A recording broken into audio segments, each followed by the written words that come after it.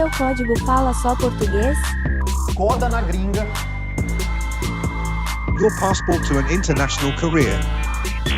Fala, Dev! Estamos começando o quarto episódio aqui do Coda na Gringa, mais um episódio muito especial. Hoje eu recebo um cara que, além de ter um currículo absurdo, cruza minha história pessoal de tecnologia.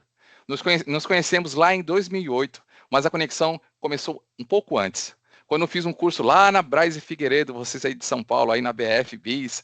Seja muito bem-vindo, Leandro! Obrigado, Fernando. Obrigado, Valeu, Leandro. Fernando e Sandro, por me receber, cara. Valeu mesmo. Valeu, Leandro. E também aqui meu co-host aqui, o Sandrinho aqui. Se apresenta aí, Sandrinho. Opa, boa noite. Satisfação estar aqui. Vai ser um papo muito edificante aí. Creio que o Leandro tem muita coisa aí para falar. Vai ser muito top. Vamos para cima. Bora para cima.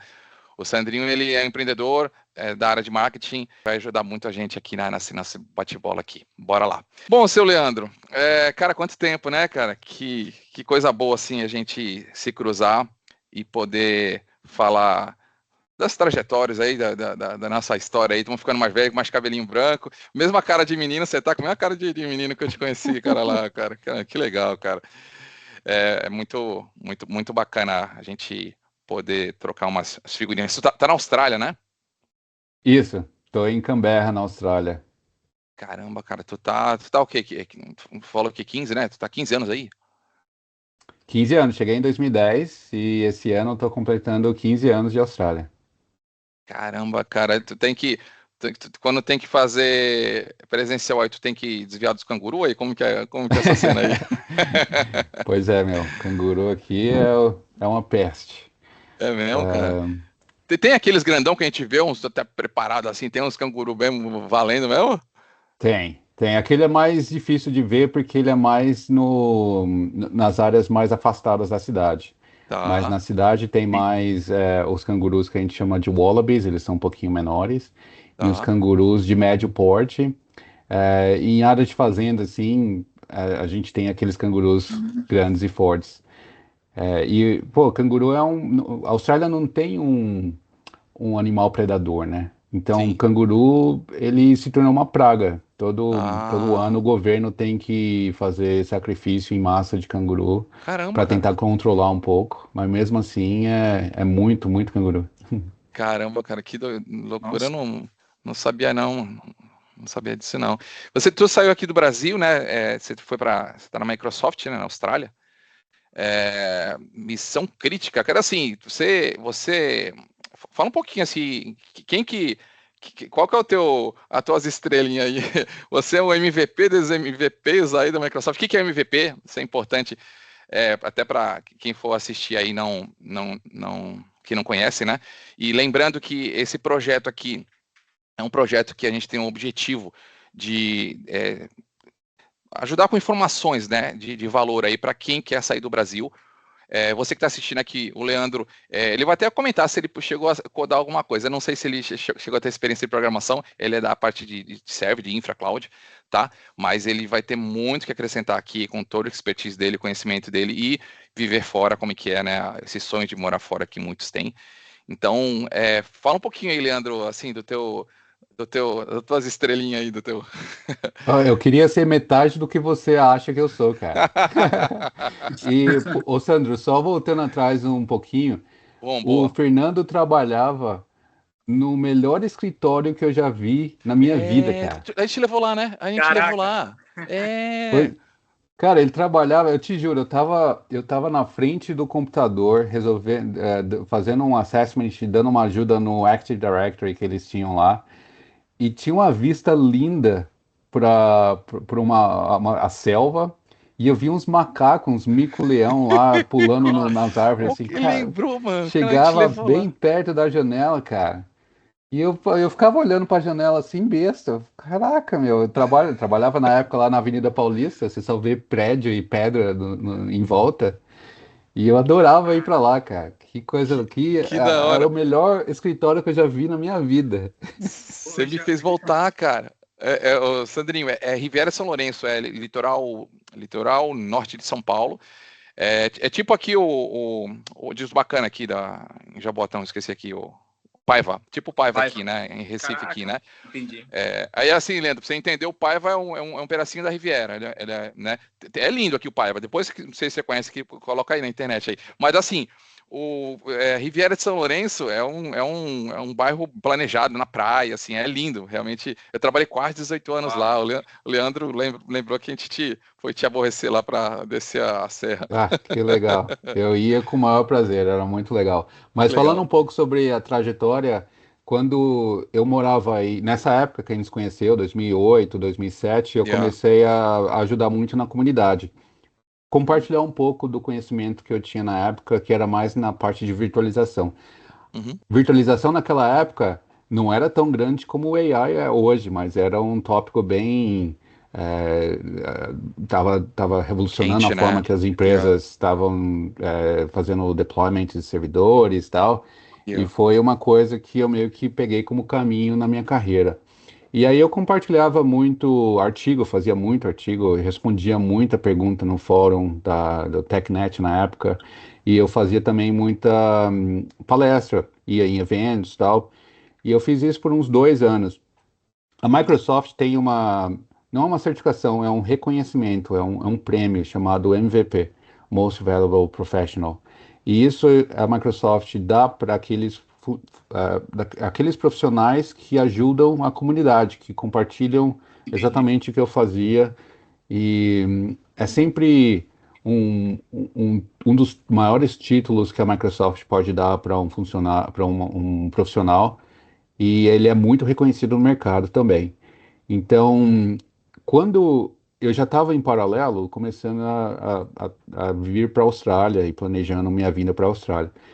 Eu me mudei para a Austrália em junho de 2010 e no dia seguinte eu recebi um e-mail falando que eu ganhei o MVP. Caramba. E foi interessante porque eu fui MVP por 6 anos. E eu deixei de ser MVP em 2016, que foi quando eu entrei na Microsoft. Funcionário não pode ser MVP, porque você meio que você está sendo pago pela Microsoft. Então, Sim. como que você ajudando a comunidade não faz muito sentido, né? Então, essa Sim. ideia é de dar o reconhecimento para as pessoas que fazem isso no tempo livre delas, que sem nenhuma ajuda financeira, todos os eventos eram de graça, todo o conteúdo que a gente cria é de graça, como MVP, e isso era muito gratificante. E então, metade do tempo eu fui MVP do Brasil, e a outra metade eu fui MVP da Austrália. 2013, 2014 eu mudei para ser MVP da Austrália. Mas como eu falei, é um dos maiores reconhecimentos que você pode ter como MVP. Tem várias áreas de MVP, tem de Azure, tem desenvolvimento, os MVPs de Xbox eram os que a gente mais tinha inveja, porque eles tinham acesso a conteúdo e jogo antes de Na todo mundo. faixa. Pois é. E você tem uma interação com o time da sua especialidade da Microsoft muito próximo. A Microsoft faz um evento chamado MVP Summit, geralmente em fevereiro, que ela leva todos os MVPs para passar uma semana lá em Redmond, na nave mãe. E, pô, eu fui a primeira vez em 2011 para lá. E a primeira vez que eu fui para os Estados Unidos e você chegar naquela cidade grande, a cidade inteira feita pela Microsoft, construída pela Microsoft, com vários prédios, hospital, terminal de ônibus, foi uma coisa que eu fiquei besta, assim. Eu nem sabia e começou que a nevar. existia. Nem Pois eu, é, cara. Nem eu também, eu descobri quando eu cheguei lá. Que loucura, mano. E aí você conversar, por exemplo, eu era MVP de virtualização, então eu conversava com o pessoal que estava trabalhando no produto, que tomava as decisões, e eles passavam uma semana com a gente, e a gente podia passar feedback para eles, falar o que funciona, o que não funciona, e eles falavam o que eles vão fazer no futuro. Cara, era uma experiência muito legal. E o mercado reconhecia muito aquilo, até hoje reconhece muito isso, né? Então, isso é o que era o MVP na época. E aí eu perdi o MVP quando eu entrei na Microsoft, que foi uma forma interessante de sair do programa, né? Sim. Ah, Verdade. legal, cara. Assim, eu imagino que qual que é a saída, né, para qualquer país? Se for aqui do lado, qualquer paizinho pequeno aqui na América Latina, tem choque cultural, tem diferenças, né? Então, você indo pro outro lado aí, Austrália, cara, assim, como é que foi o choque profissional, cultural, trabalhar assim, um lugar tão distante assim, que você sentiu assim bastante? Pô, foi um choque muito positivo, de chegar num. Eu nunca tinha saído do Brasil quando eu vim para a Austrália. A Caramba, Austrália cara. foi minha primeira viagem internacional. Eu já tinha viajado para o Nordeste, para alguns lugares aí no Brasil, Sim. mas, pô, eu vim de uma forma bem desafiadora, porque e irresponsável, eu diria também. Porque eu tinha um filho de 1 ano e meio, Uhum. e a minha mulher e meu filho vieram comigo. Eu vou começar um pouquinho falando sobre o motivo. Eu consegui, no Brasil, chegar onde eu queria chegar profissionalmente. Eu estava meio que estagnado. Eu queria Entendi. sempre, como eu entrei na área de TI meio que de relance, porque eu trabalhava como office boy na Brás Figueiredo, que na época era uma empresa de treinamento muito renomada no Brasil, né? Você fez curso lá, né, Fernando? Eu fiz lá, é isso que eu ia falar. 2013, nem é bom ficar falando dado de que a gente fica entregando né? Faz um tempo atrás aí. É um tempo, alguns Eu anos atrás. conheci o Eurico Brás, a Figueiredo lá. Você conheceu os dois, Leda trabalhou com ele? Figueiredo. Isso, a Leda, isso. Eu cheguei até a mandar alguma mensagem, assim, essa coisa de apaixonado Microsoft, não sei o que, São Paulo. Porque eu subindo de Santos, né, tipo os caipira da praia aqui, né? Aí eu fiz VB6, cara, em 2003. Depois de 2008 fiz Windows Server 2003 com o Leandro. Caramba, Caraca, mano. mano. 2003, eu comecei a trabalhar na Brás como office boy em 2002. Então, naquela época que você foi, eu tava entregando panfleto, boleto, indo pro banco. Eu Caraca, atrave... mano. A gente atravessava a Avenida Paulista em horário de pico, pegando o farol aberto e pegando o corredor, meu. Pra você ter uma ideia de como a Caramba, gente era mano. louco. O banco vai fechar em 5 minutos, tinha que sair correndo e foi uma experiência muito legal. E, pô, trabalhando como office boy, eu já gostava um pouco de computador e eu via as lendas que trabalhavam lá na Brás Figueiredo. Eram pessoas que hoje elas são referências e pessoas que me influenciaram muito, elas me ajudaram também. Eu não cheguei onde eu tô sozinho. Eu Sim. acho que uma das maiores ajudas que eu tive foi do Fábio Hara, que me deu certificação, comprou prova para mim, para eu Caramba, mano. fazer as Eu lembro que você falava certificações. do Ele, Rara. ele comprava do bolso dele para eu fazer, porque só eu trabalhava em casa, eu tinha trancado a faculdade, que eu não conseguia pagar, então estava num momento difícil pessoalmente, assim, Que financeiramente. história, mano. E Da ele hora. falou, meu, esquenta não, vou pegar uns vouchers pra você aqui, você vai fazer essas provas aí, que ele na época ele era MVP, né? E ele era um dos poucos MVPs naquela época. Então Yeah. tinha aquele negócio de, caraca, o Fábio Hara, colocava ele no pedestal, e ele é uma pessoa super legal, super amorosa, e ele falou, não, vou pegar uns vouchers pra você de graça. Aí quando eu fui fazer o exame, que eu fui pegar e vi o voucher mesmo que ele me deu, eu vi o cartão de crédito dele lá. Eu falei, peraí, cara, você não Tá falou que era de pagando, graça isso mano? aqui? Ele, Ah, não, não esquenta não, vai faz lá, aí, faz a vai. prova. E aí eu Nossa, fiz e É imagina muito a da hora pressão isso. na hora de fazer a prova. 5 minutos antes de fazer minha primeira prova, descobri que o cara tava pagando do descobriu. bolso dele. Aí eu Caramba, mano. cheguei lá, pô, cara, passei, obrigado, tal, mas cara, você pagou do seu bolso, você quase nem me conhece. Obrigado, mas eu vou tentar agora. Aí ele, não, calma aí, já tem aqui, ó, mais 3 provas pra você fazer o MCSA. Tome. Aí eu, caraca, Vai, meu. mano. Vai Então, estudar, negão. foram pessoas como o Hara que Que que legal, me cara. influenciaram. Eu E sigo o Rara também. eu era office boy da Leda e do Eurico. Eu levava as roupas dele pra lavanderia, cara. Eu Caramba, fazia mano. coisas pessoais, assim, pra eles mesmo. Era uma Sim. carreira, foi uma parte muito boa uma parte muito legal de começar a minha vida profissional, Meninão, né? novão, né? Novão. E, cara, quando chegou em 2009, 2010 ali, eu recebi, eu que sempre quis ser instrutor, sempre gostei de ensinar, eu quis ser um professor um dia ou trabalhar com TI. E aí eu consegui juntar as duas coisas, sendo professor de TI, na Brás Figueiredo. Mas eu lembro que na época que eu comecei como especialista de TI, a gente ajudava a fazer a montagem das salas de aula. Então a gente trabalhava no suporte que montava as salas de aula. Pô, imagina, toda semana você tem turma de manhã e de noite e final de semana. E cada sala tinha um setup bem avançado. Você tinha que criar, por exemplo, tinha salas que dois alunos eram uma floresta do Active Directory e você tinha que instalar Exchange, o Visual Studio, tinha que instalar os SQL. E a gente fazia aquilo ali, cara, de olho fechado. Ah, vamos destruir o Active Directory, vamos retomar ele com linha de comando para fazer um restore autoritativo do AD e instalar servidor de banco de dados. Tanto é que a gente ia fazer consultoria, como eu fiz lá com você, Fernando. A gente fazia, cara, de olho fechado. Era E- matar no peito, chutar pro gol e Que da os hora, mano. moleques da. Então, quando eu fui Era para DevOps, né? dar Que hoje é aula, DevOps, né? Sim.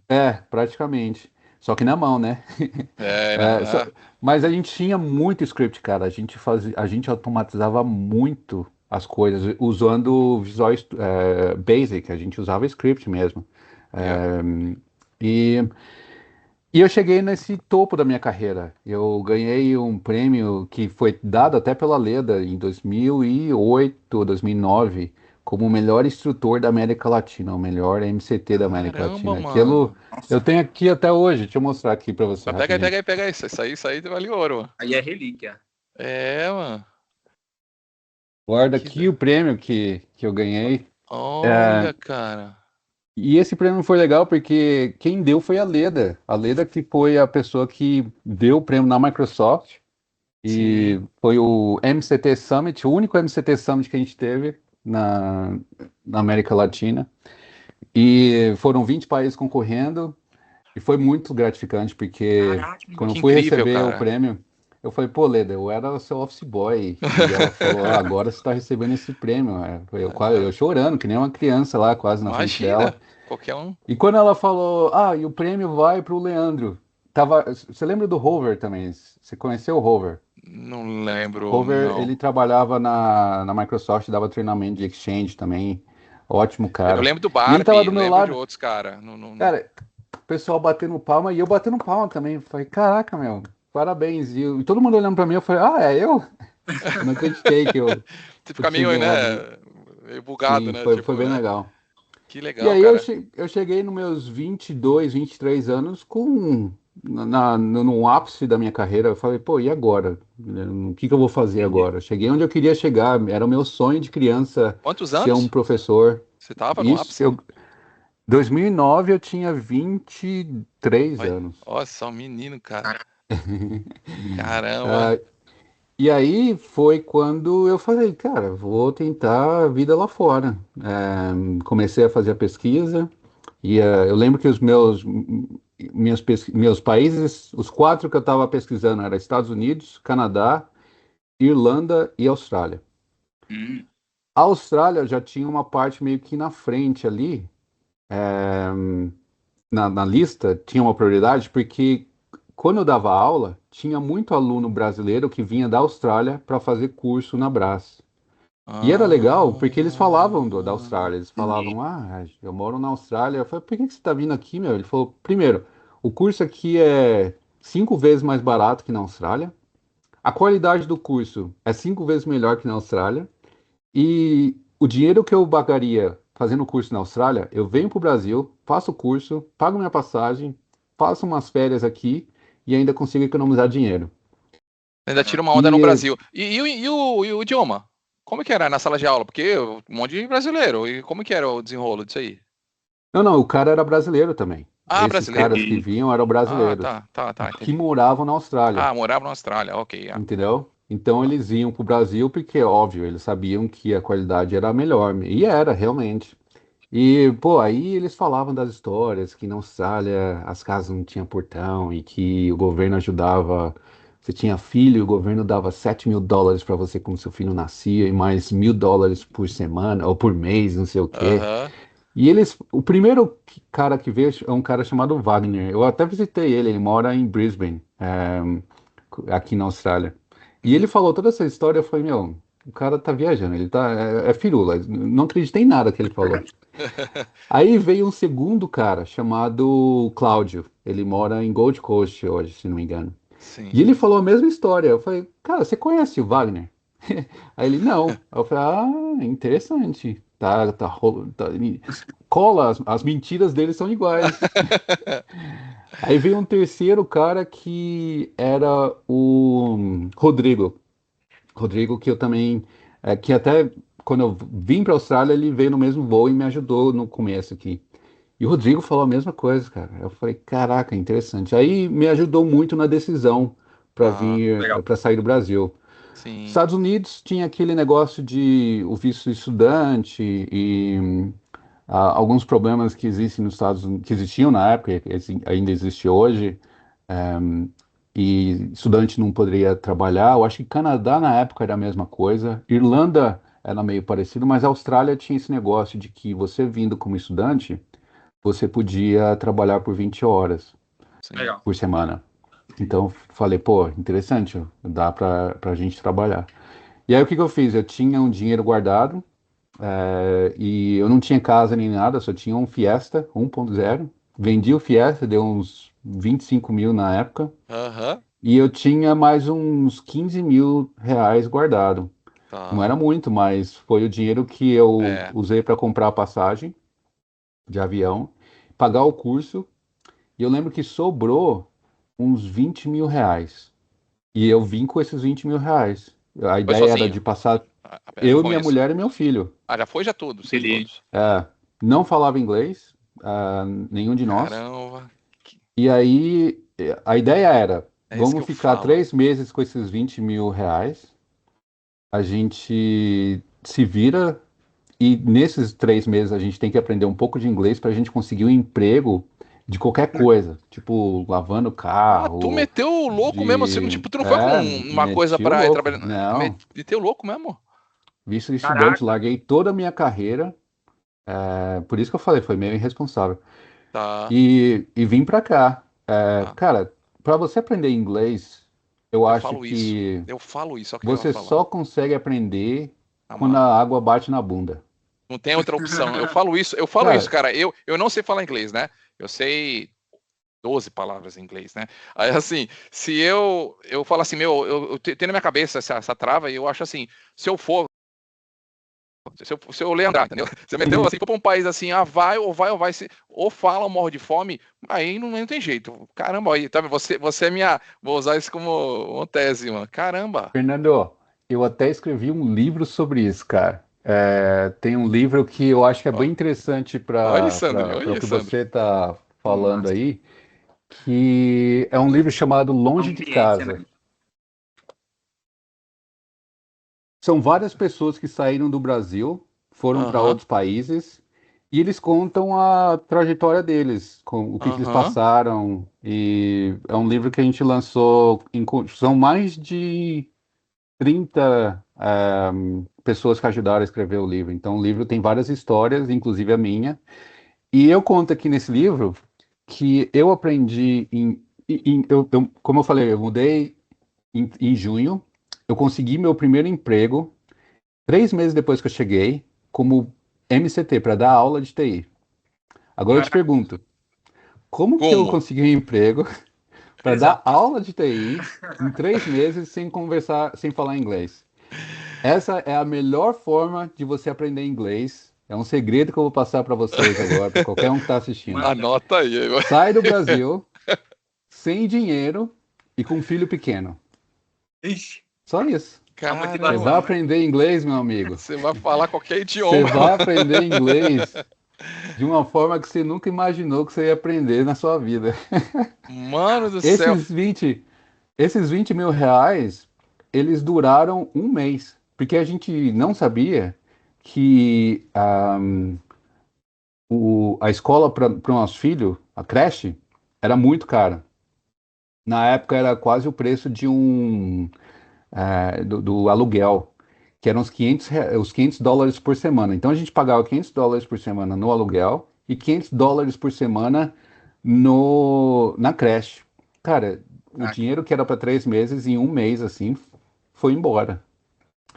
E aí eu, Caramba, no velho. inglês.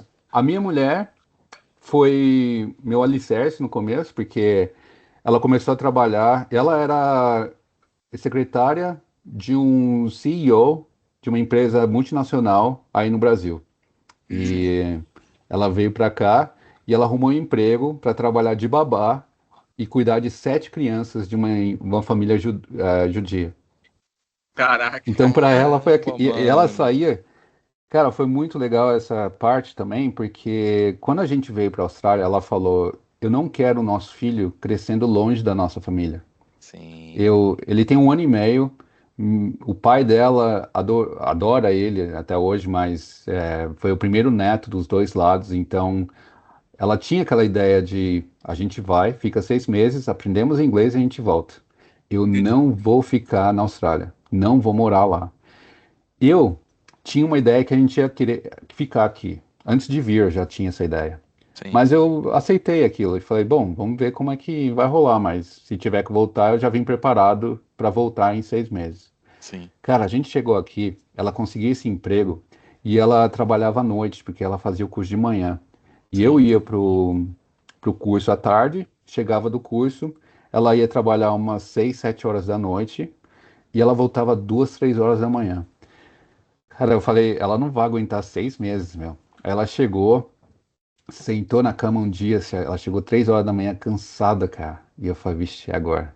É agora que a gente volta pra Austrália amanhã. Ela falou, eu preciso desabafar pra você. Aí eu falei, pode falar. Ela, Vixe. eu não quero voltar mais pro Brasil. Aí eu Caraca. buguei, né? Eu falei, como assim? Como assim você não quer voltar mais? Ela falou, eu voltando aqui agora, é tipo uns 6 quarteirões da onde a gente morava, em Bondi, lá em Sydney. Ela falava, eu consigo andar aqui sem nenhuma preocupação, não tem nenhum É, problema de mano. segurança. E o nosso filho crescendo aqui, ele vai ter um futuro que ele nunca vai ter no Brasil. E Caraca. isso, colocando na balança entre não ter a família por perto e o que que ele vai ter de benefício aqui, a gente nunca vai poder fornecer isso para ele no Brasil. E eu, né, aqui tipo, yes, Aham. porque eu queria ficar. Sim, E foi uma transição muito boa, mas como eu falei, foi muito irresponsável, porque a gente não tinha dinheiro, a gente não tinha um plano de sim. longo prazo. Eu dei muita sorte, eu consegui um emprego. Eu fui fazer entrevista, É. esse cara de Sydney, ele falou, você é MCT? Eu falei, sou.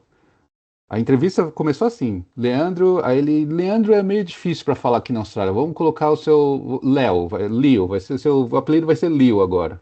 Meu apelido da E aí Riviera. ele me chamava de Leo e começou a entrevista assim, aí você tem MCT? Eu falei, tenho MCT, tenho essas certificações, e tenho um MVP agora também. Aí ele, interessante.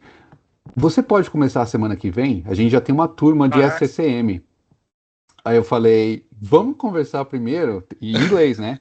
Porque como você consegue ouvir, meu inglês não é bom. Eu cheguei aqui há 3 meses e a única coisa que eu sabia quando eu cheguei a falar era thank you, please, and you're welcome. Tipo, o básico, né?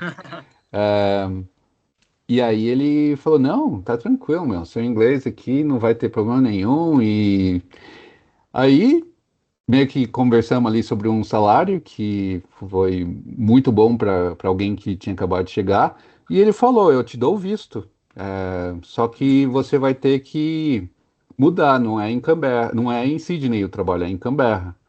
Eu falei: Meu, você me dando um visto, cara, eu vou pro quinto dos infernos aqui. Você pode me botar lá no meio lá da Austrália, morando junto com os Caraca, cangurus, que eu mano. vou. E aí ele falou, em Canberra, você vai ter que morar lá e a gente está abrindo uma empresa pequena lá, porque tem muito governo lá, né? Então tem muito funcionário público que quer fazer esses treinamentos.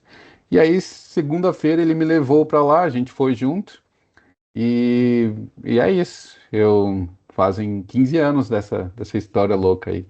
Caramba, vai ter mais perguntas aqui, aí você vai falar até chegar na Microsoft, né?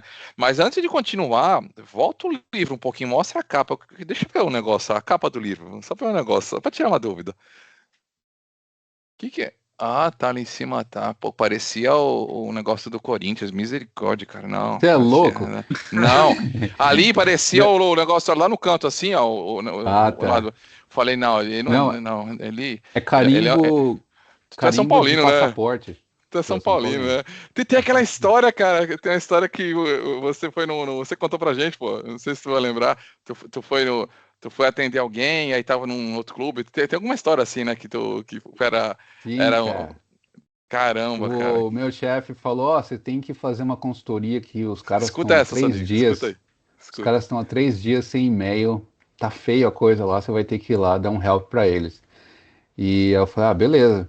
Aí ele deu um endereço lá, a rua Parque São Jorge, 777. Eu nem percebi na época, mas era perto, eu morava na Zona Leste ali, então Ele eu é São falei, Paulino, ah, Sandrinho. cheguei lá, meu, Corinthians. Aí eu liguei para esse meu chefe e falei, filho da mãe, meu, você tá de sacanagem comigo, né? Eu achei que ele tava zoando comigo, ele só mandou lá, Sim. ele falou, Leandrão, e esse meu chefe, o Rover, ele é corintiano roxo, ele falou, meu, eu não posso ir aí, mas é verdade, meu. É eles estão sem e-mail, eles estão desesperados, você vai ter que ir lá ajudar os caras. E aí eu falei, caraca, meu, nossa, eu te odeio, cara. Aí teve um processo de tirar adesivo de carro, tirar o chaveiro da chave do São Paulo, tipo, tirar tudo que É, diria porque que é eu seria um sério. São Paulino. É, isso. Entrei lá, aí no mesmo dia que eu cheguei, consegui trazer a base de Exchange de volta, mas descobri vários outros problemas lá. E acabou que a consultoria, que era para 3 dias, durou 7 anos. A gente ficou lá como consultoria da Braço Figueiredo, acho que 7 anos no total. Caramba. Foi bem legal a Eu experiência. lembro que tu falou alguma coisa assim, meu, teve um cara aqui que foi um São Paulino que fez uma porcaria aqui. Aí tu torce pra quem? Aí tu aí, nem de futebol agora, não foi um negócio assim? Foi. Era o diretor de futebol na época, cara. Eles chamaram um cara para resolver um problema de redes no Entendeu? Corinthians. E eu Ah, lembro que o cara me mostrou, ele falou: "Você consegue resolver isso aqui?" Aí ele abriu o switch de rede era do lado de fora. yeah. E aí eu abri, era um cupinzeiro que tinha no switch de redes, Misericórdia. cara. Eu lembro Você alguma só coisa assim. conseguia ver os cabos assim entrando só. Foi bem Jesus, engraçado. cara. Aí eles chamaram uma empresa. Meu, o cara que veio fazer o serviço era São Paulino. E o cara, ao invés de fazer o serviço, ele cortou todos os cabos e foi embora. Ai, que miserável, cara. Então imagina, cara, esse cara subiu no quinto andar, eu tava do lado da janela ali trabalhando. Esse cara subiu no quinto andar e falou: "Meu, São Paulino maldito, eu tô louco pra pegar um São Paulino." E o cara que trabalhava comigo sabia que eu era São Paulino, Sim. mas eu falei pra ele, eu falei: "Meu, eu sou São Paulino, mas pelo amor de Deus, não falar pra ninguém." Ah. E esse cara chegou entrando assim, já bufando, louco pra pegar um São Paulino. Aí esse cara olhou pra mim assim, aí eu já baixei a cabeça, tô ali trabalhando assim, ó. Ô meu, e ele falou, né? Tem um cara aí que é São Paulino. Não sei se você sabe, mas tem um São Paulino trabalhando aqui agora. E eu já suando, já xingando ele, falei, filho da mãe. Aí ele, quem que é, meu? Eu tô louco pra pegar um São Paulino. Aí ele, é você? E eu, do lado da janela, olhei pro quinto andar assim, ó. Falei, não, nem futebol eu gosto. Eu trabalho com TI, eu sou nerd, eu sou aqueles caras que não gostam de futebol, não. Não sou São Paulino, não. Bastidores. É a primeira vez que eu neguei meu time. Foram 3 no total, mas essa que Não. mais me senti medo. Não, eles te perdoaram pela altura que você estava e por onde você estava, né? Pois é. Mas Legal, foi cara, legal. muito legal trabalhar lá. Legal. Seguindo aqui uma linha bem nerdola aqui, bem técnica aqui, falando um pouco de segurança, cloud, missão crítica, né? Então, vai falando um pouquinho que os devs precisariam saber sobre esse assunto. Você trabalha hoje com sistemas de missão crítica, né? O que é missão crítica? Se é o Rumble da Microsoft? né? Como funciona isso? Os devs brasileiros ainda eles não entenderam, né, a importância de confiar na nuvem, né? Então, fala um pouquinho sobre isso aí, Leandrão. Quando você roda uma plataforma na nuvem, existe um processo, uma forma de gerenciamento que a gente chama de responsabilidade mútua. Uhum. Tem a responsabilidade da cloud e tem a Sim. responsabilidade na cloud. Qual a diferença? A responsabilidade da cloud é a responsabilidade do fornecedor, o fornecedor de serviço. A Microsoft, por exemplo, ela tem responsabilidade da segurança dos data centers e manter os data centers seguros e fazer com que toda a infraestrutura esteja disponível e com disponibilidade, reliability, né? Disponibilidade do ambiente para você colocar a sua aplicação para rodar lá. Essa é a responsabilidade da cloud. A responsabilidade na cloud, que é o que a gente chama de responsabilidade compartilhada, é quando você tem uma aplicação que ela é missão crítica e ela precisa ter uma disponibilidade maior. Eu vou te dar um exemplo, uma analogia de você comprar um carro. Você tem uma família com algumas crianças e aí você vai comprar um carro popular e a versão mais barata, ela tem lá o vidro elétrico e tem alguns airbags e só isso. A versão um pouco mais cara, ela tem aquele esquema de você trocar de faixa e ele falar para você que você está saindo da faixa. Sim. Tem o freio automático, quando você vai frear, ele freia e você para ali.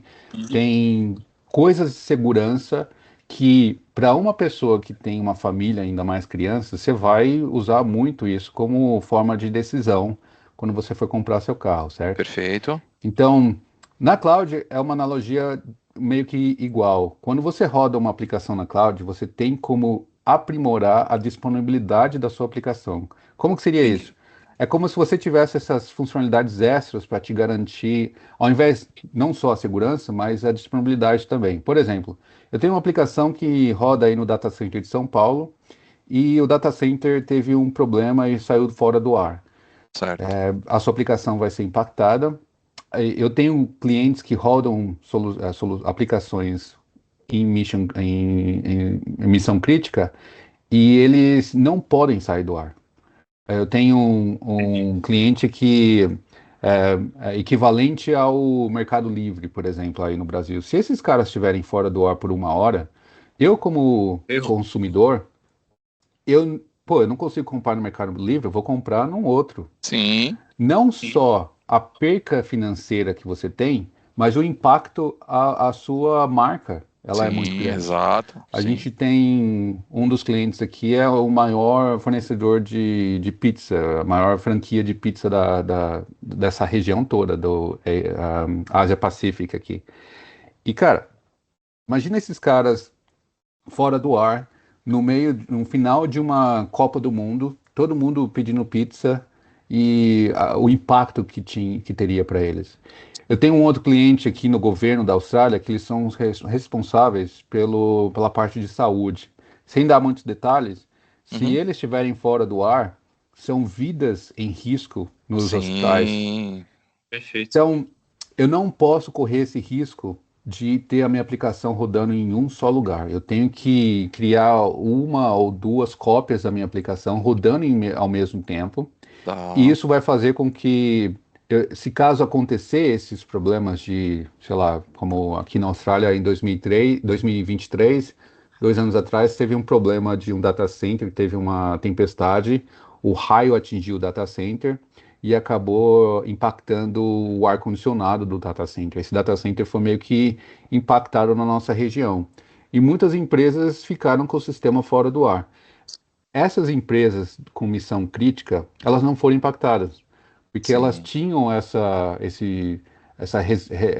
redundância em outros data centers. Perfeito. Então, essa é a diferença da responsabilidade da cloud e responsabilidade na cloud, né? É sua responsabilidade, a responsabilidade da Microsoft manter o sistema disponível, mas você tem diferentes tamanhos de camisetas ali para você comprar, diferentes modelos de carros com algumas funcionalidades a mais, que vai te dar aquela segurança extra para você rodar a sua aplicação. Perfeito, perfeito. Legal, É porque falando do dev, né, cara, assim, um pouco mais assim que você poderia falar como um dev pode se preparar para atuar nos projetos críticos, assim, alguns insights que você pode comentar para uns devs aí que estão já hypando já alto aí, e isso é um fator muito importante, né? Inclusive tem empresas que têm mais de um contrato com um fornecedor de nuvem, né? Tem até conexões, né, sei lá, da Azure com a AWS, né? Porque você pode fazer redundância além do próprio fornecedor, você pode fazer com outros, tem empresas que optam por isso, né? No início, você poderia falar? sim, lógico, no início da cloud, há uns 5, 7 anos, até mais, existia essa ideia de que multi-cloud era uma opção muito boa para você ter essa disponibilidade maior. Então eu tinha o Azure e o AWS. E ao longo do tempo, as pessoas foram percebendo que isso adicionava mais complexidade no processo e dava mais problemas no final das contas do que você ir com um só, né? Ou com o Azure ou com o AWS. E eu acho que teve um trend em que as empresas começaram a usar mais um fornecedor só e investindo nessas disponibilidades na própria plataforma. Então, Zonas, sim. As zonas de redundância do Azure é um bom exemplo. E para o desenvolvedor, ele quando vai disponibilizar essa infraestrutura na cloud, às vezes ele nem faz parte do time que faz a instalação na cloud, né? Ele só desenvolve a aplicação e dá para alguém fazer o processo de instalar na cloud. Eu acho que o DevOps é a parte que junta o desenvolvimento e a infraestrutura, faz parte de um processo só. Então, por isso que eu gosto muito das práticas de DevOps, porque você está juntando aqueles dois mundos que não se conversam, né? Eles não nem gostam um do outro, sempre um culpando o outro, e o DevOps faz com que eles se unifiquem e se tornem uma coisa só. Sim. Então, para aqueles que são responsáveis para fazer o deployment na cloud, a gente tem no Azure, por exemplo, o Infrastructure as Code, uma forma de você fazer o deployment de toda a sua infraestrutura com código, e isso é uma prática que a gente considera uma obrigatória hoje, porque se você fazer o que a gente chama do ClickOps, tem muito risco de você impactar a sua aplicação, de alguém fazer alguma coisa errada, e você colocando a sua infraestrutura sendo instalada a partir de um código, você sabe que é uma coisa estruturada, é uma coisa que vai ser compilada ali e vai ser entregue daquela forma. E para você mudar de teste para pré-produção e produção, é simplesmente uma variável. Você está entregando praticamente o mesmo código ali, com um tamanho diferente, talvez. E aí, quando a gente faz isso, uma das coisas que o desenvolvedor mais tem que considerar é a linguagem que ele está usando. Porque esses códigos, às vezes, eles se tornam meio que silos. O desenvolvedor, na parte de comercial, ele cria a aplicação dele e ele desenvolve esse código.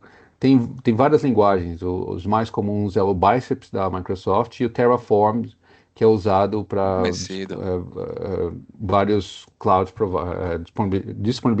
disponibilizadores de cloud. E aí, nesse caso, você usando esses códigos, cada time acaba criando o seu. Então, por exemplo, eu preciso criar lá uma aplicação que vai rodar em Kubernetes.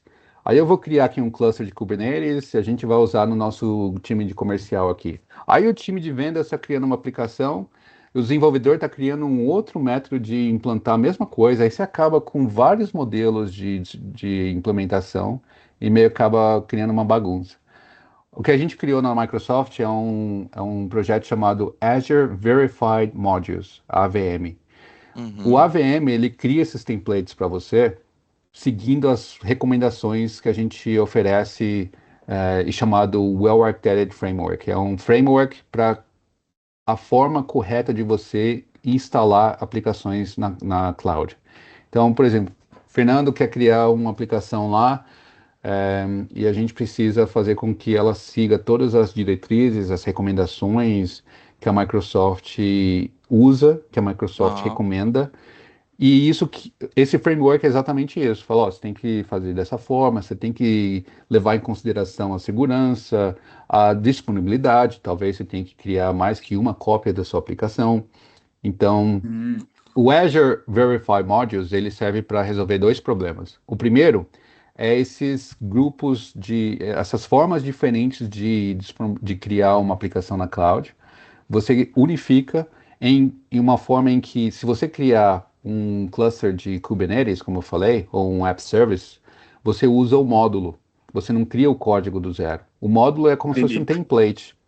E o template, esse é o primeiro problema. Você está unificando o seu DevOps usando um código único, que é suportado pela Microsoft, revisado, e tem um Product Group que cuida dele. E se der algum problema, você pode ligar para a Microsoft e falar, ó, tem um problema aqui no código, eu preciso de ajuda. Eles vão te dar suporte nisso. Esse é a primeira coisa que o AVM ajuda a resolver. A segunda coisa é que o AVM segue essas práticas do que eu falei agora. Então ele vai fazer o deployment do AKS, do Kubernetes lá, mas ele vai configurar todas as coisas que a gente sabe que são recomendações e meio que obrigatórios assim na parte de cloud. E aí você acaba tendo um ambiente que ele é maduro, ele é resiliente e seguro, ele leva em consideração otimização de custo também, e você tem uma forma unificada de gerenciar o seu código para IaaS, né? Para IAC, desculpa, Infrastructure as Code. Essa praticamente é a forma que a gente usa aqui nos clientes de missão crítica. E assim, agora falando um pouquinho aqui, só para não, antes de mudar de tema aqui, isso eu ouvi falar disso agora, você deve conhecer antes, né? O SRE, Site Reliability Engineer, né? E a parte também de nuvem e segurança no mundo corporativo, né? O que você tem para comentar um pouquinho com a galera sobre isso aí? Cara, uma coisa que é uma prática não tão velha assim, mas já está no mercado um pouco, já está no mercado já tem alguns anos, e a história inteira começou com a Netflix. A Netflix, quando ela estava iniciando os serviços, ela tinha muitos problemas de disponibilidade de serviço fora do ar. Isso antes mesmo de chegar no Brasil. Então, os primeiros clientes da Netflix tinham esse problema de, pô, tô assistindo aqui minha série e o negócio tá fora do ar. Imagina, sexta-feira à noite lá comendo pipoca e o negócio não funcionando. Então, eles criaram uma prática que se chama Chaos Engineering, engenharia do caos. E era praticamente fazendo o seguinte, ó, a gente tem que migrar essa aplicação para a nuvem, e a gente está tendo muitos problemas de disponibilidade. Que era aquele problema que eu falei de você não ter cópias, você ter, por exemplo, mais que uma cópia. Mas imagina isso em uma arquitetura que é muito grande. Às vezes, você vai ter uma dependência ou um serviço maldito que ninguém sabe que está lá, que se ele cair, ele vai impactar toda a sua infraestrutura. Então, quando a gente fala em disponibilidade, eu estou tentando lembrar a palavra reliability em português. Eu acho que disponibilidade é a mais próxima. Resiliência. Vamos com resiliência. Quando você pensa em resiliência, você tem que pensar na arquitetura inteira, né? Uma boa analogia é o calcanhar de Aquiles, certo? Você tem um calcanhar de Aquiles ali, tentar ligar o ventilador e aí aqui. o cara, olha aí, usando um calcanhar de Aquiles, o cara vai lá, toma uma flechada no calcanhar e morre. E aí é a mesma coisa, na sua arquitetura vai ter um negocinho ali que o desgraçado desenvolvedor não sabia, que tem uma dependência super importante na arquitetura, e se ela cair, o negócio inteiro cai. O que a Netflix resolveu fazer? Vamos criar um sistema usando o DevOps, para cada vez que a gente for implementar alguma coisa em produção, a gente simula um problema desse, um caos. Tá. E o nome que eles chamaram era da solução que eles criaram, que existe até hoje, é o Chaos Monkey. é o macaco do caos. Então imagina aquele Caramba. macaco em cima da sua mesa ali, Quebrando. batendo em tudo, quebrando tudo. Foi isso que eles Yeah. fizeram. Tá. Então, imagina que você tem um processo de Blue-Green Deployment. Para quem não conhece, Blue-Green Deployment, você tem a produção aqui rodando, aí você testou em teste, pre-prod, sandbox, aí você vai implementar em produção. Você implementa o mesmo ambiente em paralelo na produção, e aí você testa ele, você acaba com ele, você destrói ele, você tenta fazer esses testes Faz aí. ele pegar fogo. de- Toma É, ele.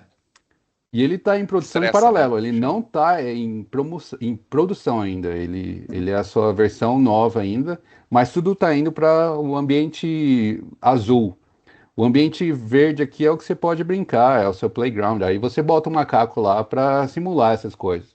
Yeah. E aí, quando passar em todos esses testes, você começa a mudar o tráfego. Tipo, 10% do tráfego agora vai para o verde. Aí 20%, aí a gente faz mais testes. Aí 30%. É assim que a Microsoft trabalha quando a gente faz um release de uma change.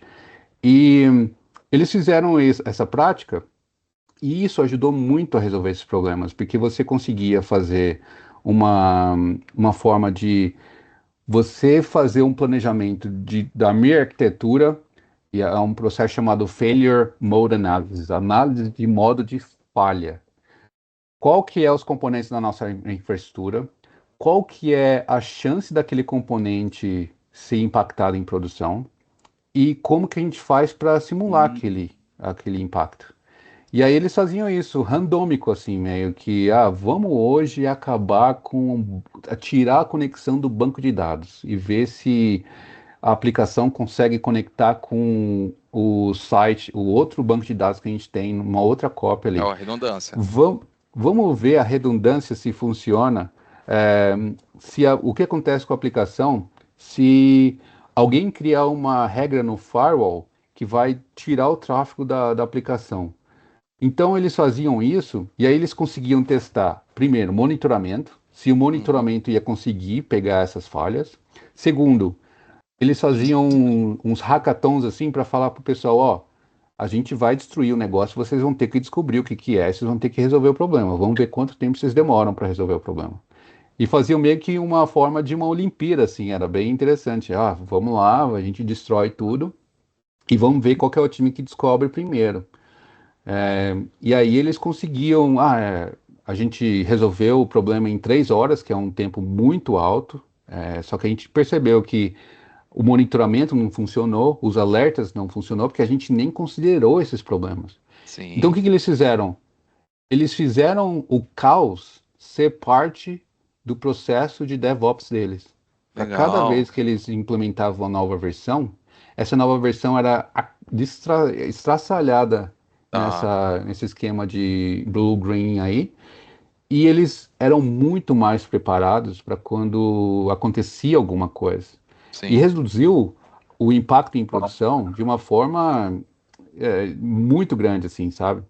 Sim. E esse você combinando tudo isso, Chaos Engineering, o Failure Mode Analysis, e essas formas de você proativamente implementar o caos durante o desenvolvimento da aplicação, para ter certeza que do código até o deployment, a aplicação vai sobreviver nesses exemplos que acontecem em mundo real, eles vão ser parte do seu dia a dia e você vai estar muito mais preparado para quando acontecer eles.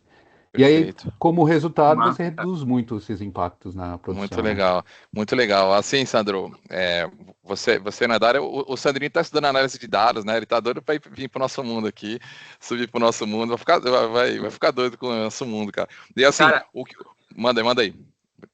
Eu achei muito interessante porque é o famoso marinheiro treinando na tempestade, né?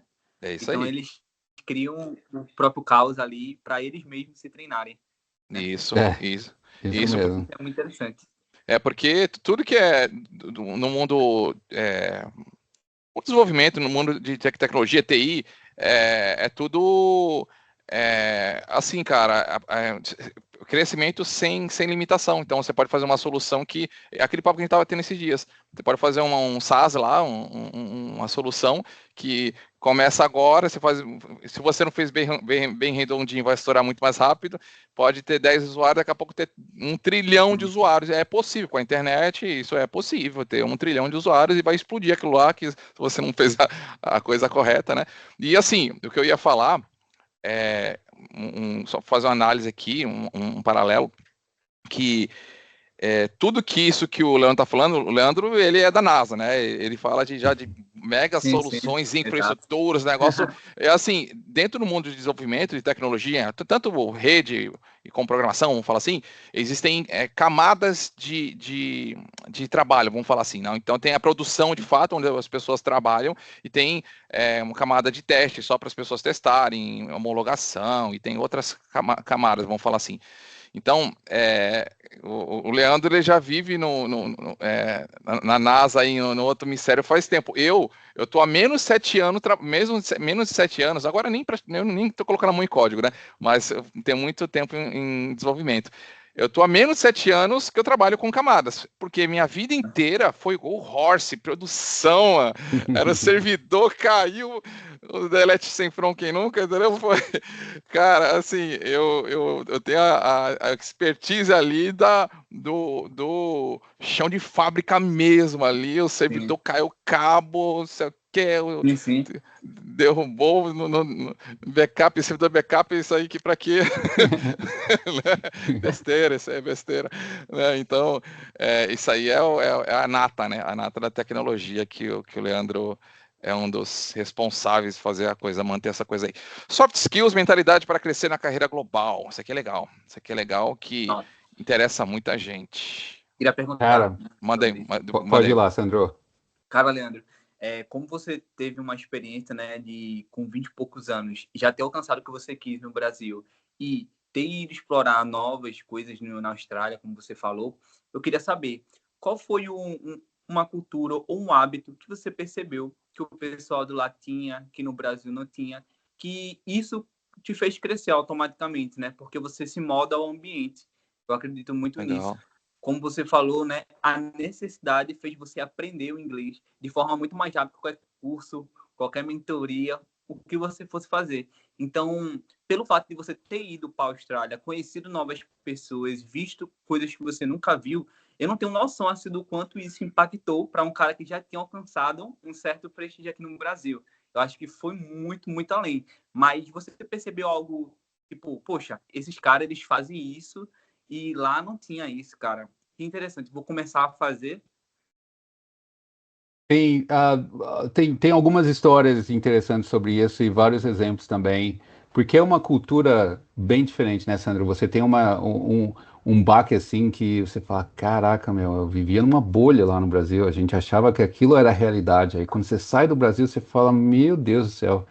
Pra você ter uma ideia, quando eu trabalhava dando aula lá, depois de um ano, teve um aluno que falou, pô, a gente trabalha na IBM aqui, a gente está precisando de alguém para ajudar a gente e tal, e tem uma vaga aberta lá, você não estaria afim de trabalhar lá e tal, porque o cara assistiu meu curso e gostou bastante do curso, e eu falei, beleza, e quando o cara me ligou, pode ser. ele me ligou, o gerente dele me ligou, e ele falou, a gente tem essa vaga aqui, o salário é tal, era quase um pouquinho mais que o dobro do que eu ganhava como instrutor. Aí pra ganhar, eu era ainda com visto fazendo um processo de visto ainda, de trabalho e tal. Aí eu falei, IBM ainda, empresa grande, né, cara? Eu fiquei interessado. Cara, a entrevista foi a mesma coisa. Quando que você pode começar? Caramba, mas você não vai perguntar nada, meu?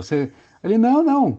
O Luiz, que tá fazendo o curso aí com você, já falou de você e pra gente é só você conversar com o RH pra você ver os dias e tal. Eu falei, beleza, eu tenho acho que 4 semanas que eu tenho que avisar aqui. E aí eu fui trabalhar na IBM. Na primeira semana, eu fiquei trabalhando até umas 6 horas. Eu não saía antes das 6, mas todo mundo saía umas 5 horas. Só tinha eu lá no escritório. Eu e o pessoal que limpava o escritório depois do expediente. Uma dessas pessoas que fazia limpeza ligou pro meu chefe. E meu chefe me ligou direto assim, falou, Leandro, o que você tá fazendo aí, meu? Falei, ué, tô trabalhando. Ele, como assim, cara? Eu falei, ué, como assim o quê? Tem Tipo, trabalho, tô 6 horas trabalhando. ainda? Yeah, yeah. Ele, não, você não pode, é 5 horas você tem que ir pra casa. Aí, foi meio que um epitáfio, assim, na minha vida, uma Cara, forma, na minha carreira na Microsoft. Desculpa, a minha estadia na Carreira. Austrália, de Tá. cair a ficha do que é a Austrália, no ambiente Yeah. corporativo. Quando eu fui para casa, andando, porque eu morava perto do escritório, então eu ia andando para casa. Yeah. Eu saí do escritório com um pensamento, putz, eu acho que eu vou ser mandado embora, meu. Cara, uma semana o cara já falando que eu não posso ficar aqui, para mim foi uma coisa meio ruim, que ele sim, achava Tô quebrando as que eu tinha que ir regras, sei lá, embora, né? porque Sim, no Brasil, se você trabalha da 9 às 5 na área de TI, se você sair às 5, você não está fazendo o seu trabalho bem feito, né? Na exato. nossa época, você aham, tinha que dar muito mais que isso. sim. E no caminho para casa, eu via as pessoas brincando com os filhos na rua. Era tipo dia de semana, terça-feira, assim, você andava na rua, o pessoal brincando na rua, as pessoas nos bares, curtindo a vida, sabe? Então foi ali que caiu a ficha de que no Brasil a gente trabalha para sobreviver e aqui a gente vive para trabalhar, ou é o contrário? Sim.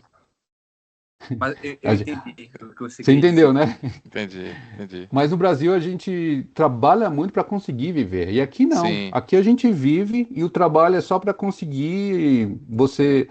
um- um- uma das coisas que eu mais gosto da Austrália é o fato de ser um país em que a diferença social ela é muito pequena que entre as legal, classes. cara. Para falar a Que verdade, só existe duas classes aqui: a Sim, classe média e a classe muito, muito, muito rica. Essa classe muito, muito rica é aquela entendi. pessoa que se você vê no Brasil assim, você fala, meu, esse cara não tem dinheiro nem para comprar uma roupa. É bem engraçado isso, eles vestem roupa assim, eles não, eles Sim. estão nem aí, Só cara, nem porque aí pra pra aparência. nada. Aí você vê o cara descalço, andando com short e veste, e você fala, esse cara é rico, meu. Aí ele entra numa Ferrari, aí você fala lá, não falei? E, cara, eu lembro que eu fui num restaurante Que barato. e eu vi o embaixador de um país e eu vi o pessoal que trabalhava na limpeza da minha empresa lá. Não tem esse negócio de uma discrepância muito grande. E eu saí lá de baixo do Brasil, né, meu? Eu vim de uma família muito humilde. Então, para mim, isso foi o que pegou bastante, assim, na Austrália. Legal. E, e você indo. Aí foi quando eu percebi, voltando de casa, foi, pô, aqui a gente não tá aqui para se matar para trabalhar. entendi. E sendo bem sincero com você, e já linkando a sua pergunta também, Fernando, o melhor skill set que você pode ter é ser brasileiro. Cara, Eles amam o você como brasileiro, né? brasileiro, a gente tem tanta concorrência no Brasil, você tem que ser tão bom para ter um destaque na sua carreira Sim, no Brasil, É. que coloca você num nível que quando você vem para um lugar desse, você está muito acima do nível. Imagina uma, um chaveiro suíço que você tem a faca, que você tem o cortador de unha, que você tem o. O brasileiro é esse cara, assim, sabe? Mas aí você fala, pô, mas se eu precisar uma faca de um, de um chaveiro suíço e uma faca de verdade, eu pego a faca de verdade. O brasileiro é como se fosse um chaveiro suíço desse tamanho, que tivesse Aham. uns facão lá de Paraíba, assim, sabe? Aquele que você fala, se eu precisar de um facão, eu vou pegar aquele que ele é melhor. Eu já Yeah. tive entrevista que eu concorri com pessoas até da Austrália, que eu tive vantagem por ser brasileiro. E quando você entra no mercado de trabalho aqui, você vê que você já está bem acima, assim, você tem que meio que desacelerar. É como se fosse a Alemanha no 7-1 do Brasil. Fala, meu, calma, vamos começar a baixar, porque senão vai ficar feio. Sim. E isso ajuda muito no nosso sucesso aqui, cara. Que Eu, legal. eu Que legal. consegui ganhar prêmios e reconhecimento aqui, mais por por essa bagagem que a gente tem no Brasil. Então, o brasileiro tem a cultura do vira-lata, mas quando a Sim. gente sai do Brasil é quando a gente percebe o quanto que a gente é valorizado lá fora, quanto que você é bem visto e, e o quanto que a gente tem sucesso lá fora, exatamente Yeah. por isso. Sim, sim. Que caraca. legal, cara. Que legal. Muito bom. Muito bom.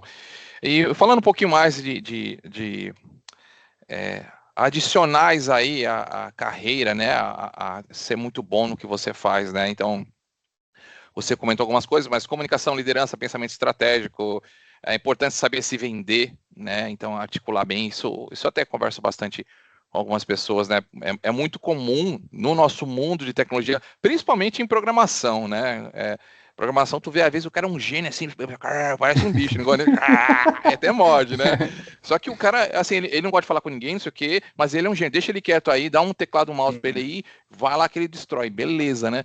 Isso é uma coisa muito importante, né? A questão de comunicação. Isso me faz lembrar um colega que eu tenho que tá na Flórida, e ele falou, cara, de um programador COBOL que trabalha numa startup. Ele ganha mais que o CEO e ele vai que nem um mendigo, cara. Os caras odeiam ele, cara. Os caras querem que ele morra, tá ligado? E ele vai lá, cara, assim. Aí eu pago um sapo, cara. Aí, cara, eu falei, caramba, que da hora, né? A nossa área nos permite ter esse luxo, né? Mas, assim, então, algumas coisas aí. Por exemplo, você deve gerenciar equipes aí, enfim.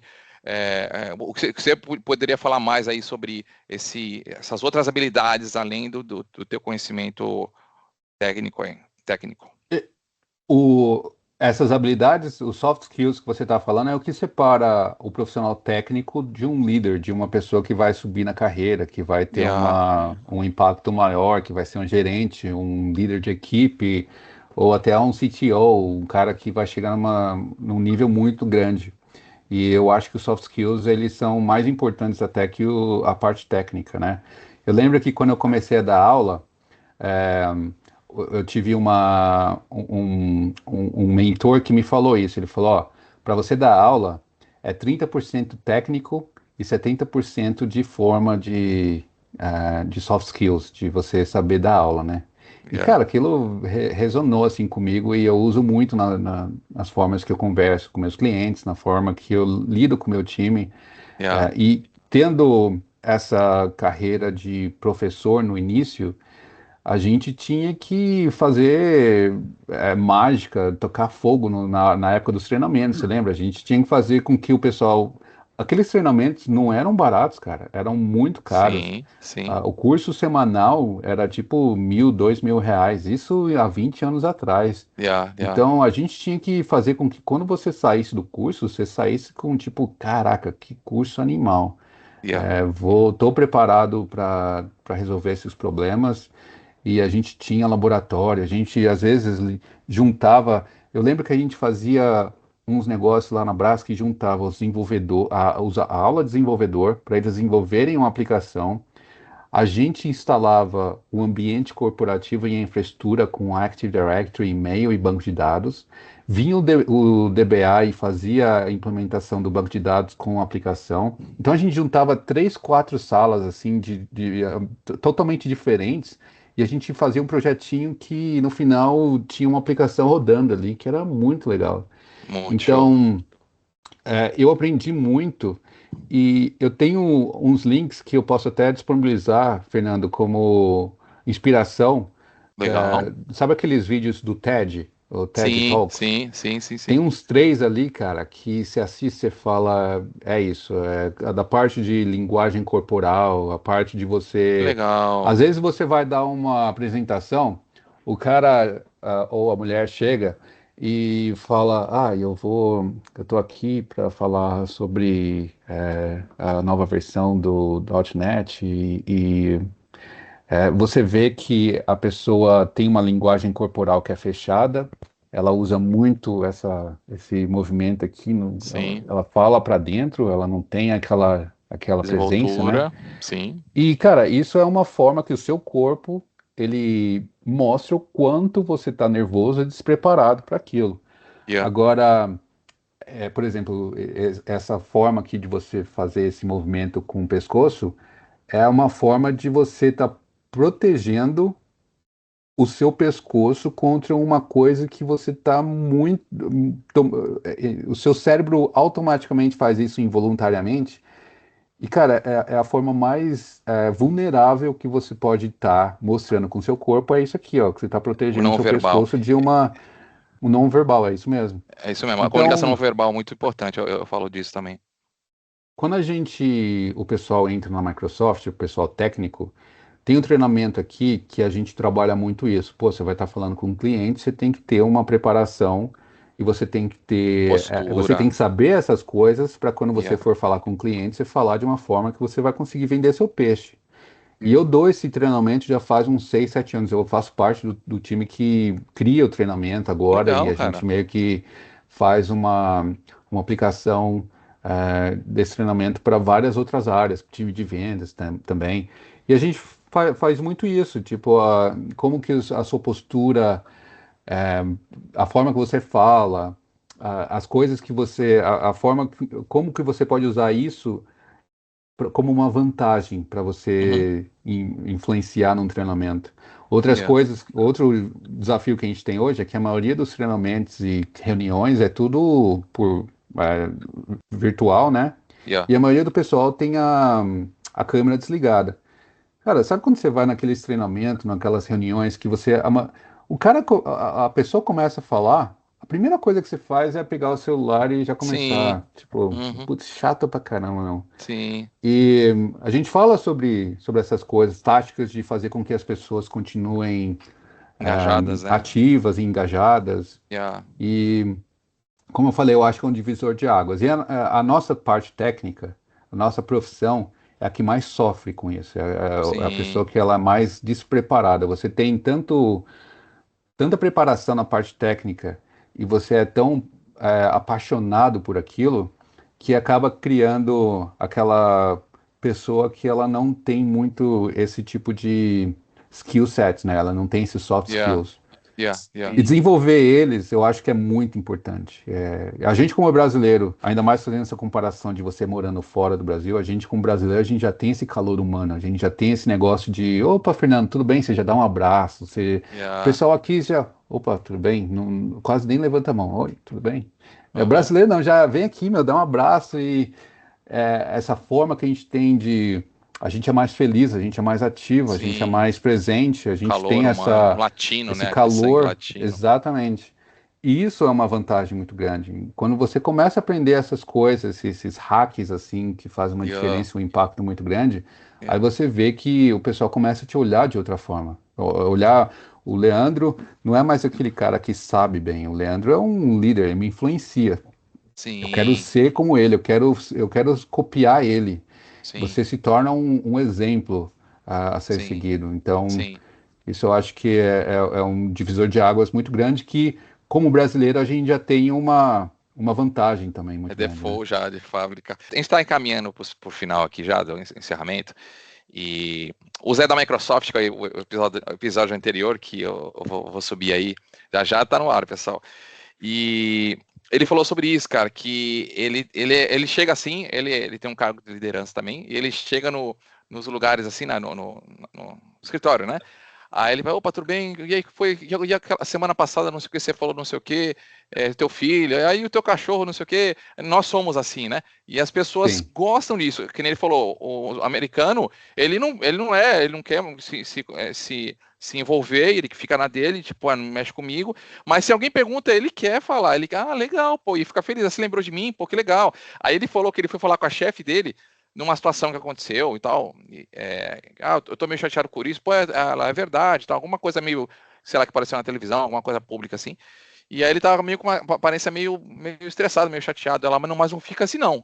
Não fica triste. Ele, mano, tá tudo bem. Você é a luz desse escritório, tipo assim, né? Você ilumina esse lugar. Aí ele ficou mal feliz. E, pô, isso é legal pra gente, né, cara? Eu me senti abraçado ali.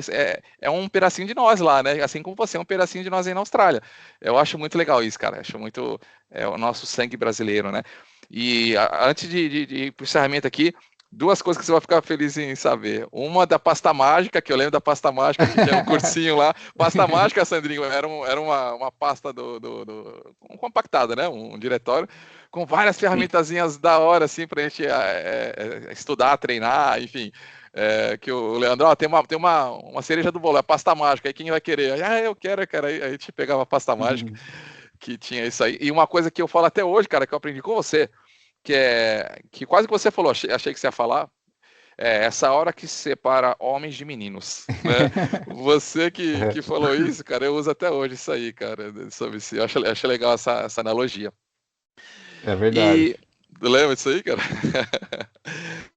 E agora, indo para o encerramento aí, se você, Leandrão, se você pudesse dar um conselho para aquele Leandro lá de trás, né, antes de você sair do Brasil e ir para a Austrália aí, que estava lá na Braz Figueiredo, enfim, o que você falaria aí, que dica que você daria para aquele Leandro lá, o old Leandro? Eu chegaria para ele e falaria, vamos sair, vamos para fora, não espera muito tempo não, cara.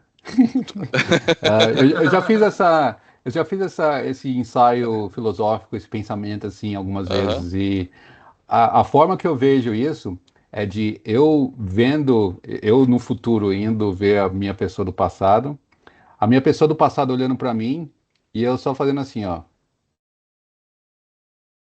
E depois eu vou embora. Tipo, continua fazendo o que você está fazendo, mas legal. Eu tive a sorte de vir para a Austrália cedo, Sim. mas eu era para ter vindo mais cedo ainda. No dia que eu ia comprar minha passagem para vir para a Austrália, com na época minha namorada, a gente descobriu que ela estava grávida. E eu tinha 22, ela tinha 19. A gente era muito novo. Sim. Eu tinha 21 e ela tinha 19. Sim. E aí, eu falei, caraca, aí ferrou, né? Você vai ter um filho, você vai ter que dedicar a sua vida, acabou tudo. A gente já desistiu, já viu de comprar casa no Brasil. E depois que ele tinha 1 ano, meio que a gente falou, não, a gente não vai deixar, só porque a gente está tendo um filho novo, não vamos deixar de fazer nossas coisas por causa dele. Como eu falei, eu acho que foi uma forma irresponsável como a gente fez, mas era a única forma que eu tinha de fazer. Sim. Ou eu faria, ou eu estaria no Brasil até hoje. E eu tive esse risco de fazer, eu tive muita sorte, eu tive um sucesso maior do que eu acharia que eu teria, e eu sou muito grato de ter feito isso, mas às vezes a gente coloca tanto obstáculo quando a gente está pensando numa... Porque é uma mudança grande.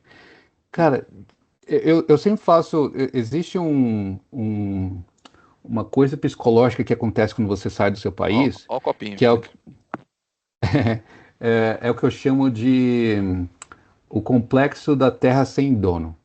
Deixa eu explicar isso. Quando eu saí do Brasil em 2010 e eu criei eu cresci no Brasil, a minha raiz é no Brasil, minha família, meus ancestrais, a minha história, a minha memória do que é ser criança, do que é comemorar um final de Copa do Mundo, o Brasil ser campeão, carnaval, festa junina, jogar peão, pinar pipa, tudo isso não existe fora do Brasil.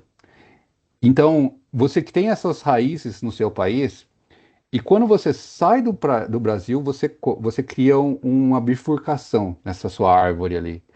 Você sai do Brasil para morar em outro país, como por exemplo na Austrália, e você, a partir daquele momento, você começa a criar suas raízes no país que você foi. Então você começa a entender a cultura do país. Então eu comecei a aprender sobre os aborígenes, sobre os esportes que o pessoal gosta aqui na Austrália, o rugby, o cricket, todos esses esportes que a gente nunca ouviu falar no Brasil.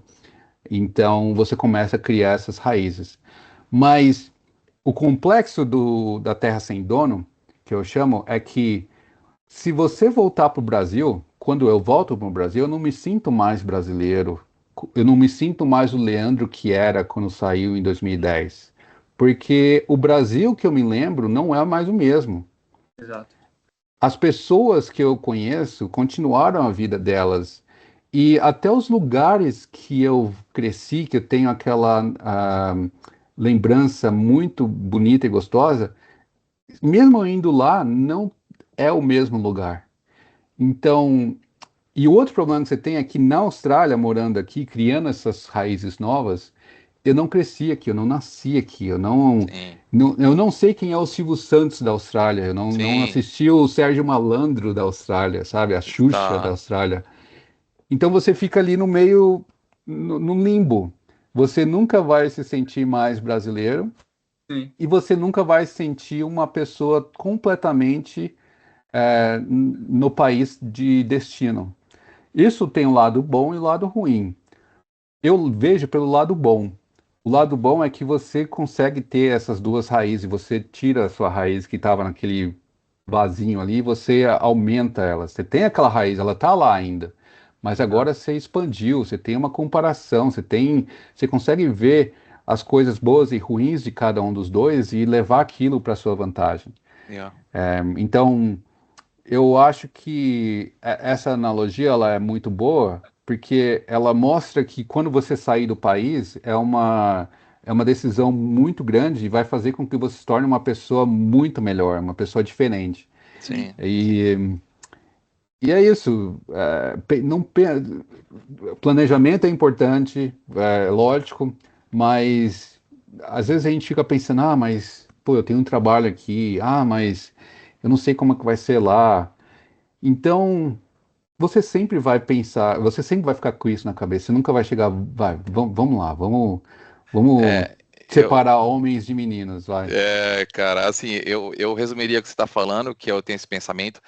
As minhas raízes, claro, minhas raízes são meus familiares, né? Eu tenho primo, né? Mas a minha raiz primária é minha mulher e meus filhos. Então, eu não posso me apegar Pois ao é, Brasil, ao carro, à casa, é, enfim, essa é a minha raiz. E a gente, estando junto, eu vou até fazer um comentário que o Sandrinho vai ficar meio assustado assim. Eu me sinto um pouco, eu tô longe de casa, tá? Eu tô em Recife, eu sou de Santos, né? E eu me sinto um pouco excluso aqui, cara. Entendeu? Eu não tenho raiz aqui. Cara, você mas você entende fala, o Fernando, você tá no complexo, Brasil. então. Sim. Você fala, Fernando, mas você tá no Brasil. Eu falei, cara, mas é diferente. Mesmo assim. Ué, minha mulher não consegue emprego aqui, cara, porque ela já tentou várias vezes, e porque você não é daqui e tal, eles se dão oportunidade pra quem é daqui. Então, assim, tem preconceito, entendeu? Assim, as pessoas ficam meio, veio tomar meu lugar e tal, e eu tô me. O Sandro é meu irmão em Cristo, a gente frequenta a mesma igreja, e aí ali a gente tem um outro tipo de intimidade, de comunidade, que a gente se Sim, abraça, sim. né?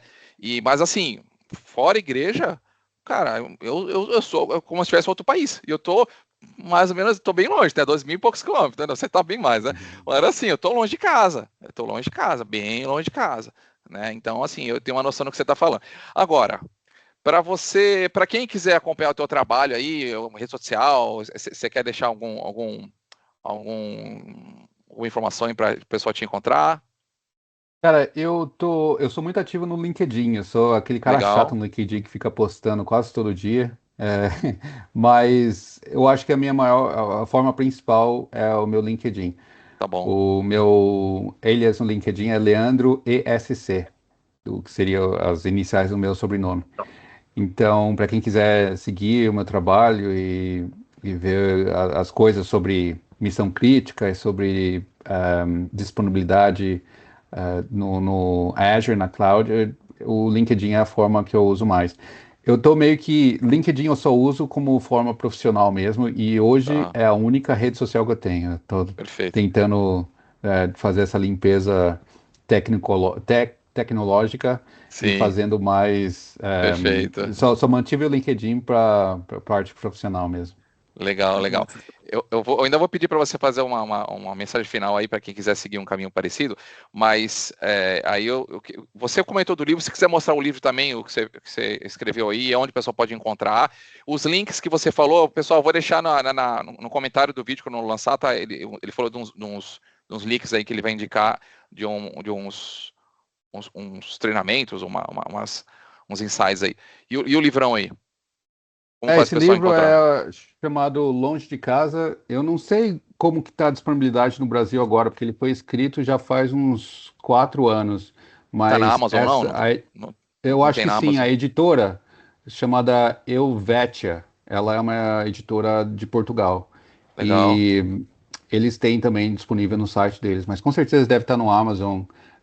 Eu escrevi mais para compartilhar um pouco da minha história, mas para quem está querendo sair do Brasil, tem muita história como a minha, de pessoal que saiu. os desafios que eles enfrentaram, quais foram os problemas e quais foram as partes boas também. Yeah. Tem um pouco dos dois lados, assim, que te ajuda bastante Legal, a preparar a sua saída.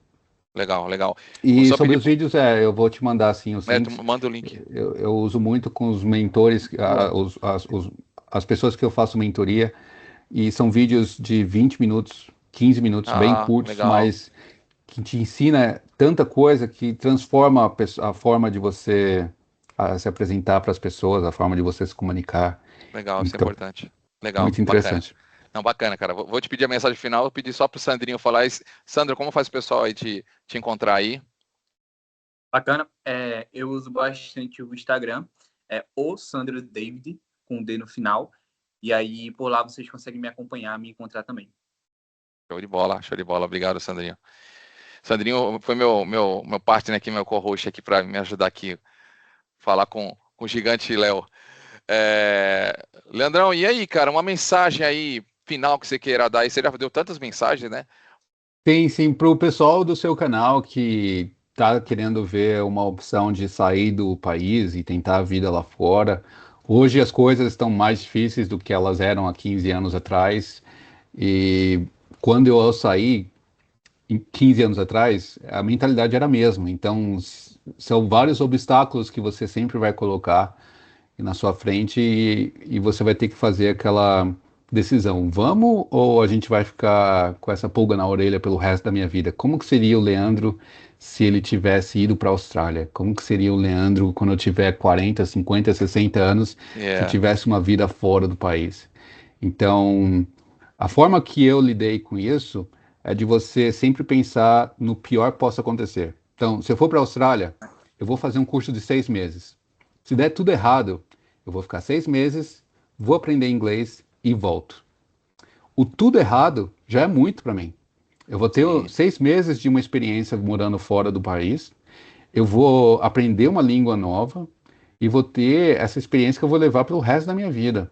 Legal. E eu conheço pessoas que fizeram isso. Então, esse era o tudo errado para mim, que já era muito bom.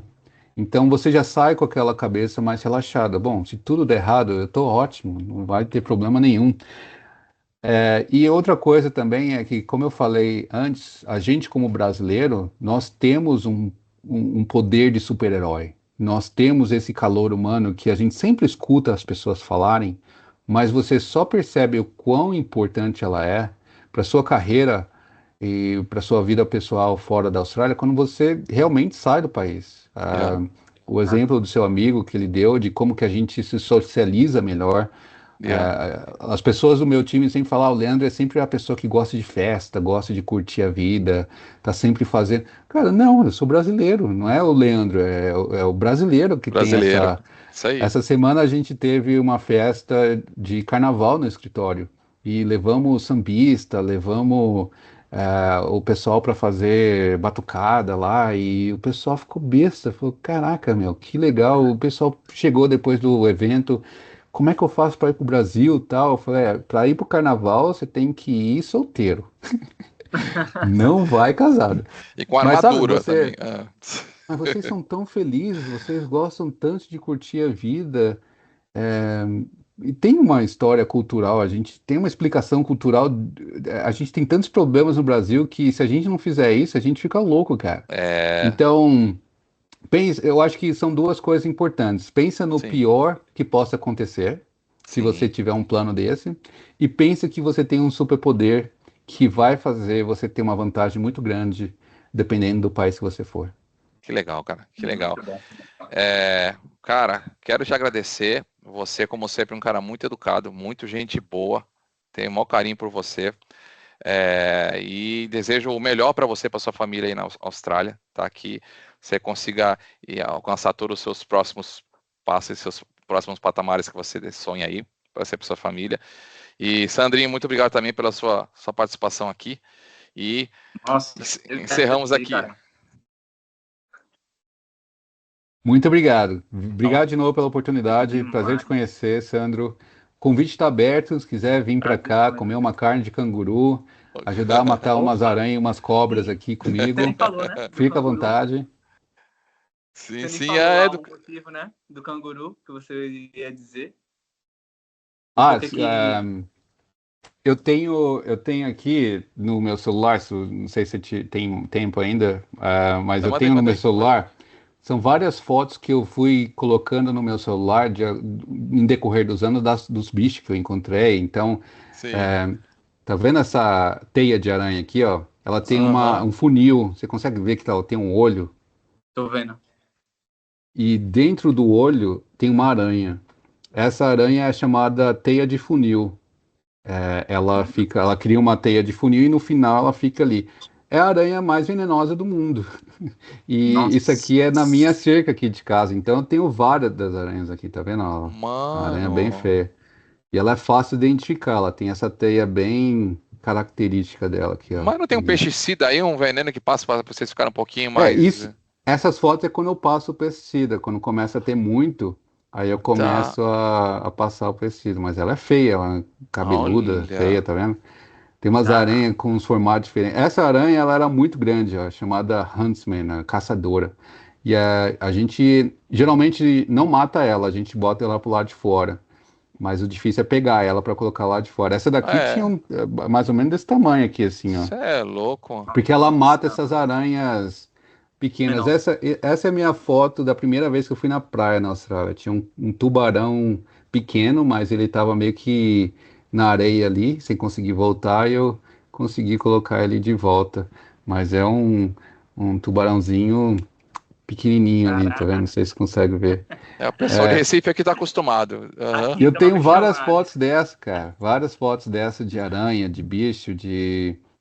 Eu tenho uma foto do restaurante, cara. Ó, tá vendo aqui o pessoal com terno lá no fundo Sim. e também o pessoal com roupa. Essa roupa aqui é a roupa meio que de quem faz trabalho como pedreiro, com o pessoal que trabalha lá de fora. Aham. E eles usam esse uniforme.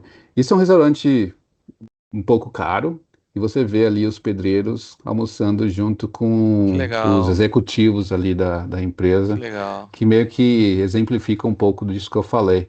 Sim. Essa é a Huntsman que eu falei, ó, pra você ter uma ideia do tamanho dela, tá vendo? É uma Caraca. aranhazinha que parece um caranguejo. Você é Ela doido. é feia.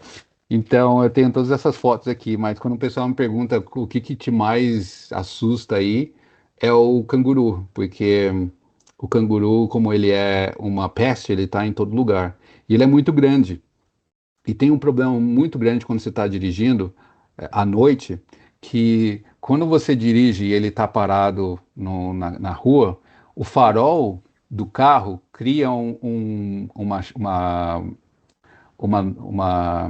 shadow, uma sombra, Tá. Sombra. que quando você vai passando perto dele, ele está aqui no canto, certo? Você vai passando aqui, a sombra ela passa por trás dele. Enquanto mais perto você chega, mais rápido a sombra passa. Então, se você imaginar o carro passando aqui, a sombra dá uma volta por trás dele, certo? A sombra Sim. dele Ah, mesmo, tá, refletindo tá, a tá. do Sim, farol do entendi. carro.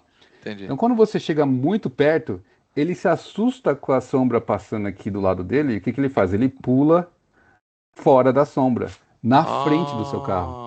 Ai, Então tem Caraca. muito acidente de trânsito aqui por causa disso, que o canguru pula na sua frente e você pega ele de cheio. E o canguru é muito grande, né?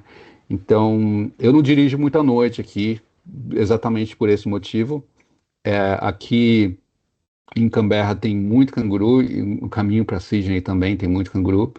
E tem história de, às vezes, a pessoa bate o carro, ah, ou tenta desviar e entra na contramão e acaba batendo o carro também. Sim. Mas eu já encontrei canguru dessa forma 2 vezes. As 2 vezes eu consegui desviar do canguru. A primeira, ele meio que caiu. Eu tava com o carro assim, ele pulou, só que ele caiu. Ele viu que eu ia bater, ele caiu. E eu passei em cima da cabeça dele. ai. Então, a sua primeira. Para quem já morou na Austrália sabe disso, para quem mora Aham, aqui. A sua Sim. primeira experiência com canguru é de você andar nas estradas e você ver os cangurus mortos em volta da estrada, assim. ai, caramba, que Caraca. loucura. Mas já aconteceu assim, pra gente encerrar aí, né? Já aconteceu de você, sei lá, vou na padaria e tu encontrar um canguru no meio do caminho e tu ter que fugir, sei lá, nesse nível assim ou não? Né, não, porque o canguru é um bicho que ele meio que tem medo, assim, ele não, Ah, ele tá. não, Vem pra Ele- cima. se você ir perto dele, ele meio que corre.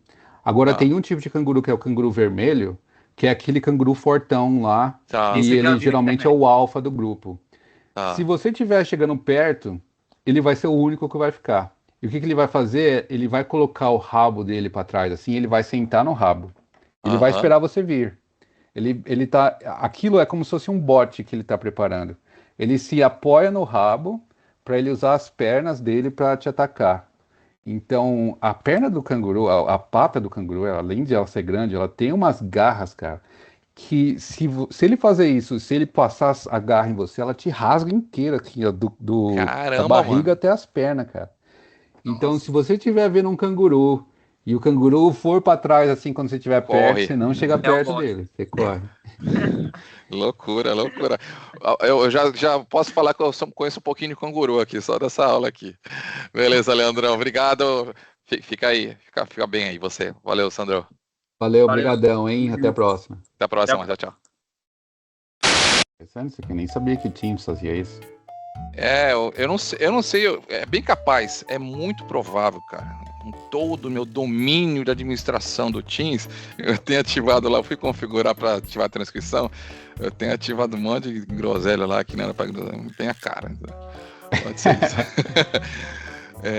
Bom, já tá gravando aí eu vou fazer os cortes, deixa eu só abrir aqui o roteirozinho aqui, que tem um startup aqui, mais ou menos assim. Vamos lá. Respira e vai. Oi? Vai, vamos lá.